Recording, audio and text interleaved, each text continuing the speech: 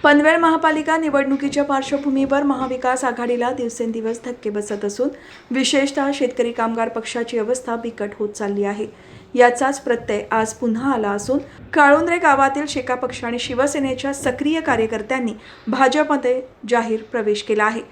काळुंद्रे येथील शेका पक्षाचे सक्रिय कार्यकर्ते आणि काळुंद्रे प्रकल्पग्रस्त संघटनेचे उपाध्यक्ष संतोष बळीराम म्हस्कर, ज्येष्ठ कार्यकर्ते बाजीराव मधुकर खरत, अनिल धाऊ म्हात्रे, शिवसेना ठाकरे गटाचे अविनाश मधुकर म्हस्कर, तसेच काळुंद्रे सिडको महिला मंडळाच्या राजकुमारी हिरालाल मीना, पुष्पा पाटील आणि श्री महिला बचत गटाच्या स्वाती जाधव, विनिक्षा कासार, मोनाली शिंदे, जुली सिंग, अनिता सिंग, मणिमाला गणेशन, अकलोशी मीना, कलादेवी, पिंकी मीना यांनी त्यांच्या समर्थकांसह आज दिनांक 6 तारखेला भारतीय जनता पक्षात जाहीर प्रवेश केला।